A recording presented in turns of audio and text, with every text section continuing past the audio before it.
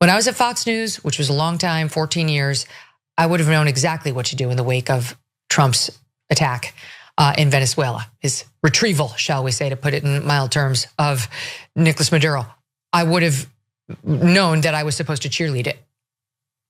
And I turned on Fox News yesterday, and I'm sorry, but it was like watching Russian propaganda. Megyn Kelly is not wrong, and we'll show you the goods in just a moment, but she did have some harsh words for her former place of employment, Fox News, and her former colleagues, presumably. Now, Cenk, your 2 cents? Yeah, look, you gotta watch the whole thing because she's basically now dishing dirt, as Tucker is too, about Fox News and what they were really up to. But you already saw something super consequential. She just told you she would know what to do if she was at Fox News. They don't have independent judgment there. They are ordered to say certain talking points, and they are almost always on behalf of the donors, the rich, the powerful, etc. And now you're hearing it from the horse's mouth. You're hearing former Fox News anchors say, of course, and now that we're independent, that's not our real opinion and never was. And that's kind of damning of everyone involved. I mean, it is damning of everyone involved, but I'm not trying to provide cover for the hosts, but I also understand what it's like to need to earn a living, right? And getting very comfortable at your place. And I'm not talking about TYT. Obviously, I've been here forever and I want to be here.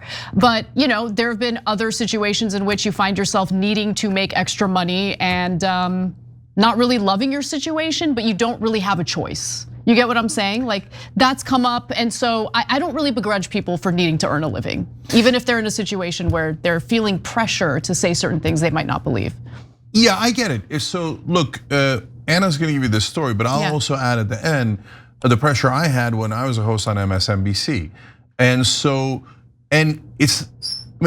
I think it's a double-edged sword. I mean, like, you could say, oh yeah, there's pressure and you gotta earn a living, but also some of these guys make $20 million a year. Yeah, that's definitely true. Right. But you get used to that money. You get used to that money, right? Yeah, and by the way, on a sense, you don't need the money anymore after you've done that a couple of years.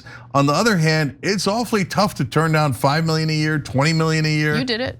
Maybe not 5 million, but you turned down a pretty lucrative contract with MSNBC back when it was called MSNBC. So I want to tell you about the people that still stayed on MSNBC and the deal that they really had to do, like the Fox deal. Yeah, well, before we get to that, let's talk a little bit about what Megyn Kelly has to say about what the Trump administration just carried out in Venezuela. I love our military as much as anyone, and I believe in President Trump, but there are serious reasons to just exercise a note of caution before we just get on the rah-rah train.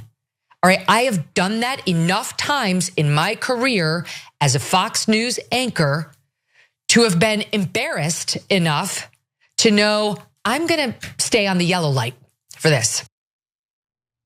So I really do commend her for being honest about that, because it doesn't just make Fox look bad. I mean, it's self-deprecating because she is conceding that she would go along with it, right? And look, I'm sure she feels way more liberated now because she has her own podcast. It's tremendously successful and she's her own boss.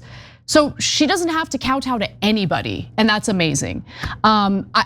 Anyway, but at the same time, I do want to add just one quick thing. A lot of people who have their own independent shows do still feel pressure. It's just that their pressure is from the audience, right? So audience capture is very real. I think our audience has become accustomed to me not really caring about them getting upset at my opinions. I'm gonna share my opinions no matter what. I've always been that way. But a lot of people don't want to deal with backlash from their audience, so they kind of go along with what their audience wants. I mean, look, at this point, you could argue in a sense that since people know us for being independent and we'd like to think honest, we try our hardest, and now a lot of people are acknowledging it, right? They agree, disagree, but they know we're being honest with them because we don't get audience captured and we don't get captured by any of these interests. And I think that's why people do come to us. So we have that advantage, so that's great. But I want to go back to Venezuela for a second. Yes. And it actually is somewhat related to the audience capture. There's a reason why Megyn Kelly's at a yellow light. And yesterday we showed you Posobiec, Steve Bannon, even Saagar Enjeti, all at a yellow light, okay? And that's partly because some portion of their audience is saying, wait, we are anti-war, right? But other portions of their audience is saying, oh, this was awesome, man. We bombed things, we killed people, and we kidnapped him. We're America, we're strong. And a lot of MAGA did love what happened, and Trump's popularity has gone up. It has, yes. So that's why they're like, yellow light, right? And to be fair to them, by the way, I get it. Because we don't know, is this all, or are we gonna get sucked into a quagmire and have ground troops? So to be fair to them, yellow light is warranted. Yeah. I mean, I've got it at a total red light, don't get me wrong. Yeah. And look, I much prefer her commentary here as opposed to what we heard from Megyn Kelly. And honestly, I found it tasteless and I really didn't like it when she was egging on, cheering on the strikes against random fishing boats that didn't even have the capacity to make it to the United States. And so she unfortunately believed the Trump administration's lies about how, ooh, those are really dangerous drug trafficking boats. But at least here, she's like, wait, pause. I heard her condemn the notion of sending ground troops to Venezuela. And she also pointed to Iraq and Libya as two examples of American foreign policy failures. She has Glenn Greenwald on the show regularly, and Glenn Greenwald's pretty great on foreign policy issues. So I'm really happy to see him on her show on a regular basis. Now, let's take a quick trip over to Fox News and see what their coverage is looking like. There was a time when conquest was celebrated for God, for King, for glory, for Americans. There's no such thing as stolen land. There's no such thing as international law. There's only such thing as conquest. And if it serves Americans, then so be it. We rule the jungle. We are the lion. If you don't use it, you lose it. And that goes for Greenland, and it also goes for all the oil that Venezuela has. And Denmark better wise up. They should sell it to us, lease it to us, so we can run it together. Who cares? But we need it more than they do. Same with the oil. America and the world is a safer, freer place. And this administration, they're making no apologies, nor should they. In fact, taking Maduro into custody, I argue, was quintessentially MAGA. Look, during this holiday season and even afterwards now into the new year, we're trying to give you guys something back. So Noble Mobile really does it. We can't lower, we've been trying to lower drug prices, trying to lower housing prices, but we can lower your cell phone bill for sure. So if you're paying over $50, don't. There's no reason not to switch. Go to tyt.com/switch, switch over to Noble Mobile. You can scan the QR code there, or again, the URL is easy, tyt.com/switch. Number one, you never pay over $50, so boom, already problem solved. Number two, they give you money for if you don't use all your data, and I use a lot of data and I don't even come close. So they give me money back every month. I only paid about $33 this month. And then on top of that, they're giving a $50 bonus for signing up right now. So I jump on that. You're gonna save a lot of money, tyt.com/switch. International law doesn't matter, stealing land doesn't matter. Interesting. Now, China has grown its influence considerably and has made quite a bit of investment in growing their military capacity and capability. So if they manage to build their military up to the point where they're a formidable foe to the United States, military foe to the United States. By the way, as the United States continues bleeding out on the international stage because of all these foreign entanglements we get involved in, and because of the fact that our Federal Reserve keeps printing money to pay for all of this crap, is Fox News gonna say, hey, this should be celebrated, conquest should be celebrated? There is no international law. There is no international law. Okay, guys, it's pathetic. I mean, it's actually quite obvious. So I remember fighting the Nazis because we did care about international law and land conquest, and it was not such a great thing that they were the lion and they took Austria and Poland and Belgium and etc. So now they're coming back around and going, who cares, man? If you're strong like the Nazis were, just take it, right? Thievery is apparently totally okay. Yeah. So who cares about the shoplifting, chains, and like all? Who cares? There is no law. Law of the jungle. They're the lions. They're the guys going in and apparently stealing stuff at CVS and stuff. They're saying, now I'm the lion. What are you gonna do about it? There is no law. There is no law. As Matt Walsh said yesterday, international law is gay and fake. Okay, now, oh my God. okay, so he's a buffoon. I got it, right? But look at this. This is Fox News, and they're all saying it. They all have the same talking point. Ignore the law. Let's note for the record that these are the guys who base their entire party on the rule of law. And law and order, that's what Republicans, the right wing's about. Law and frickin' order. Unless, of course, it's law we don't like, in which case it's gay and we ignore it, okay?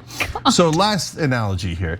I'm trying not to bring Israel into this, but okay, so Israel loves this kind of talk. Who cares? Conquest, just take their land. Kill their people, take their land. But wait, what if it's us or our allies? Now, of course, America is very hard to kill and take our land, right? For now.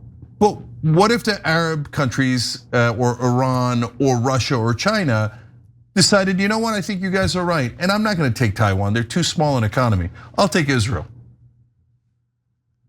So would all of those commentators and all those pundits come out and go, who cares? Law of the jungle. Russia took Israel and they should take Israel. Conquest, they're the lion and Israel is the lamb and I'm glad they were slaughtered.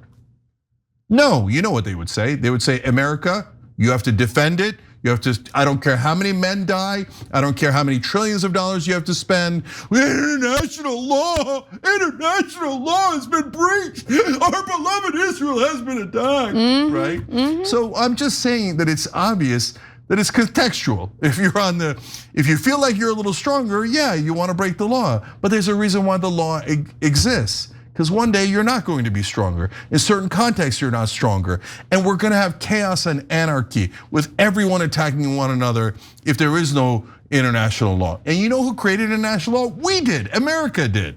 We should be super proud of that because it has brought down conflict since 1945. We nearly murdered all of us in 1945 in World War II. And we've avoided World War III until now. Why? Because we had international law.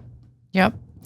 And just to take it back to Megyn Kelly for 1 second, there's nothing better than freedom. And when you have your own thing going and you're your own boss, that's freedom.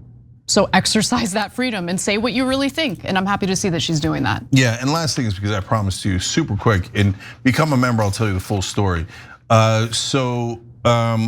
At MSNBC, you always knew where the guardrails were. And if you didn't know it, they would politely remind you and then not so politely, and then they'd have meetings about it, etc. So every host on MSNBC knows, for example, for 20 years straight, you could not criticize Democratic leadership.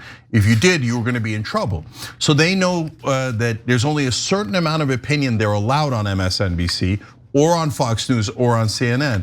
And they all know instinctually, if I don't wanna risk my millions of dollars in salary, I'm gonna be a good boy and good girl, and I'm gonna tell you that Pelosi and Biden are the greatest thing in the world, and they're super young, and the Republicans are the real enemy, and don't worry about lobbyists or money or corporations, etc. So they're doing propaganda in those places. And if you try to do anything outside of the propaganda, you'll be fired. Every time you ring the bell below, an angel gets his wings. Totally not true, but it does keep you updated on our live shows.